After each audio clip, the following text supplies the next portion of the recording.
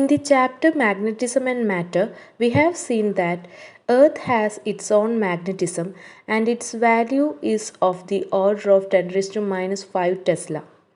But is the strength of magnetism of Earth the same at all the points on Earth? No, there are certain factors based on which the strength of magnetism on Earth varies. Let us see about it. For that, we have to understand the terms called geographical meridian and magnetic meridian. Geographical meridian and magnetic meridian are planes. Planes means they are two dimensional, like that of a sheet of a paper. The vertical plane that is passing through the axis of rotation of Earth is called the geographic meridian. In the figure, you can see the blue plane represents the geographical meridian, whereas the vertical plane which passes through the line joining the magnetic north pole and magnetic south pole is called the magnetic meridian. In the figure, it is represented by a green plane.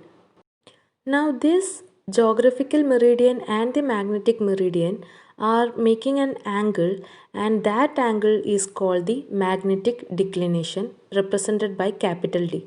In the figure, you can see that the plane in blue is the magnetic meridian and the plane drawn in brown is the geographical meridian, and these two meridian are making an angle D, capital D, which is called the magnetic declination.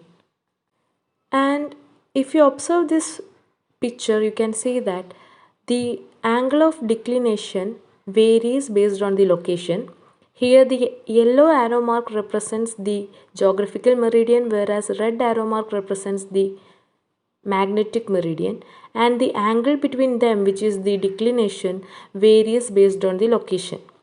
In India, the minimum value or the small value of declination is obtained at Delhi, and the value is 0 degree and 41 minute east, and also at Mumbai, which is 0 degree and 58 minute west.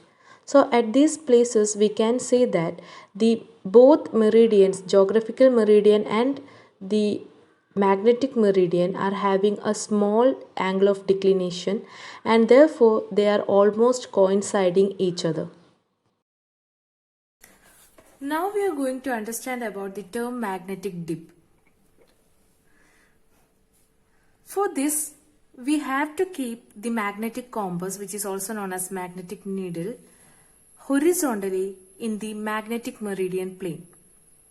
At that time, the angle made by the needle with the horizontal is known as magnetic dip or inclination. Suppose this is the magnetic meridian plane, and when we keep the magnetic compass horizontally, the needle makes an angle with the horizontal, and it is the magnetic dip or inclination represented by I. The magnetic needle deflection shows the magnetic field line. Therefore, the inclination is the angle made by Earth's magnetic field with Earth's surface. So, this is the definition of magnetic dip or inclination. And if we observe here, we can see that the Earth magnetic field BE can be resolved into horizontal component as well as vertical component. Since the Earth magnetic field BE is making an angle I with the horizontal component HE can be written as BE cos I, whereas the vertical component ZE is equal to BE sin I. So these are the horizontal and vertical components of our Earth magnetic field. Now from these two relations, we can write the ratio of ZE to HE, that is dividing the second expression by the first expression, we get tan I. That is, tangent of inclination is the ratio of vertical component to the horizontal component of the Earth magnetic field. So these are the terms required to describe the magnetic field of Earth at a particular point. The terms declination D, inclination I, and the horizontal component of Earth's field He describes the magnetic field of Earth at a point. Therefore, these three factors are known as elements of Earth's magnetic field. Now we are going to discuss the terms related to magnetic properties of a material. The very first term is magnetization. We know that materials are made up of atoms and atoms have revolving electrons in them.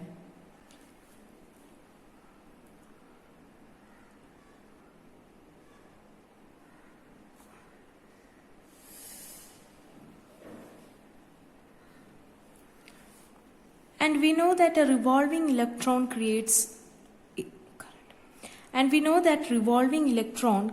current, and due to this there will be a magnetic moment.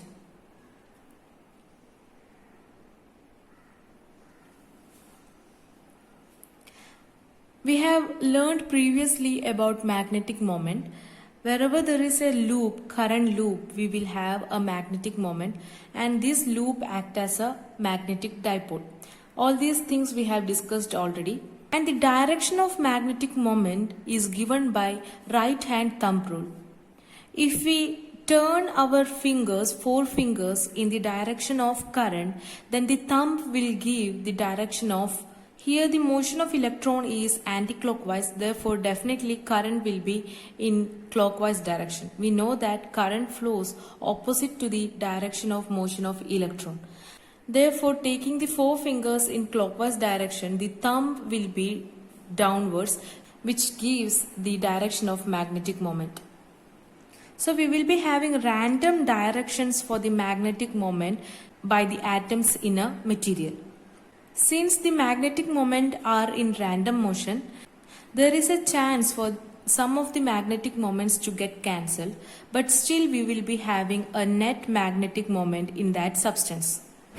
And magnetization is defined as the net magnetic moment per unit volume for a substance. Net magnetic moment of that substance divided by the volume of that substance. Now, looking at the dimension of magnetization, we can see that the dimension is L inverse A. And to get the unit of magnetization, we know the magnetic moment is given by current into area, and putting this in the expression of magnetization, we can write magnetization is equal to IA by V. And we know that the unit of area is meter square, and for current it is ampere, whereas unit of volume is meter cube. And taking that in account, we will get the unit for magnetization as ampere meter inverse. Now the second factor related to the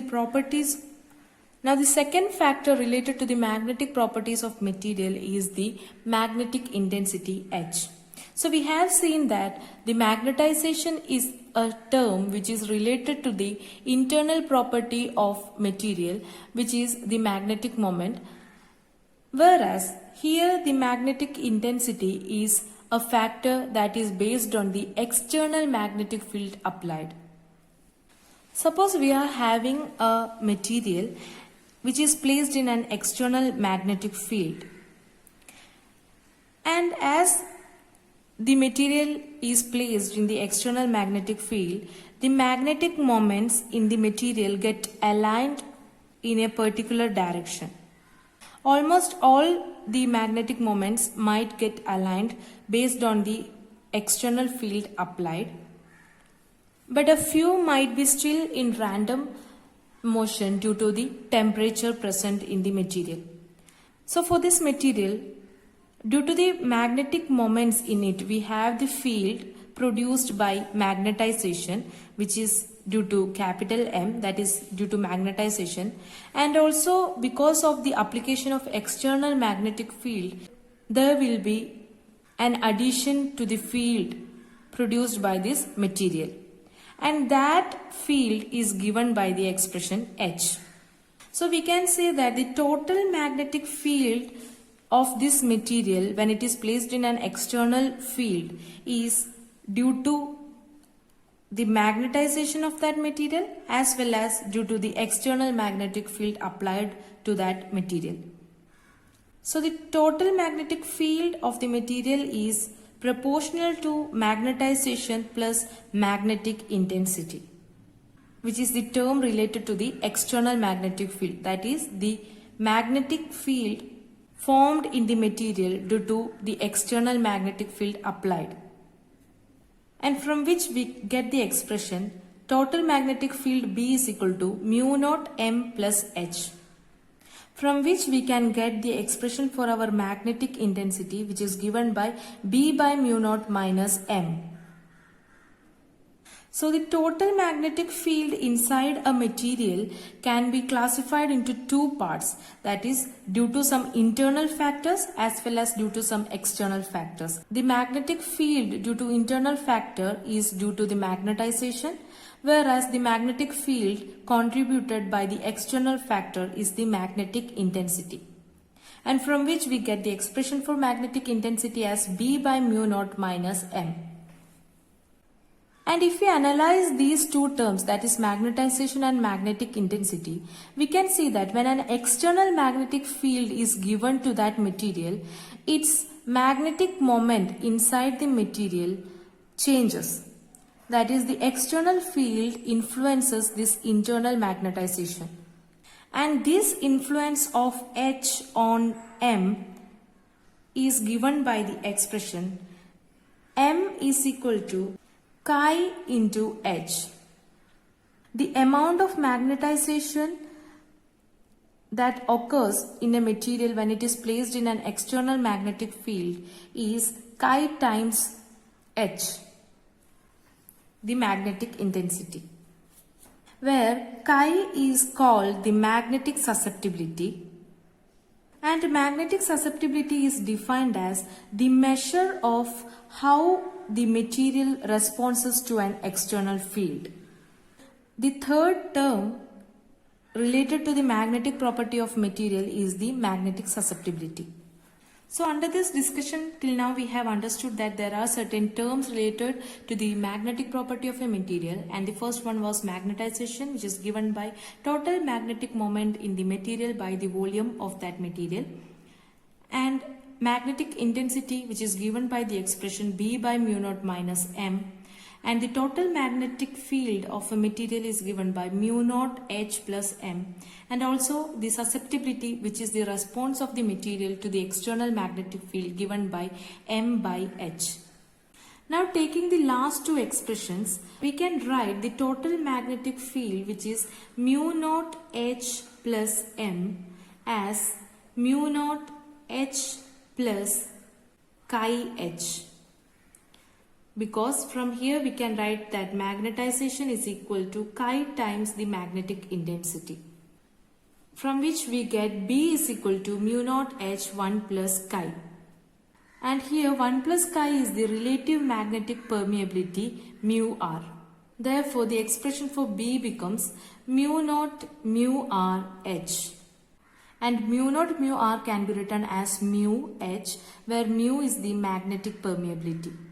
So a new relation that we get is the magnetic field is equal to mu times the magnetic intensity.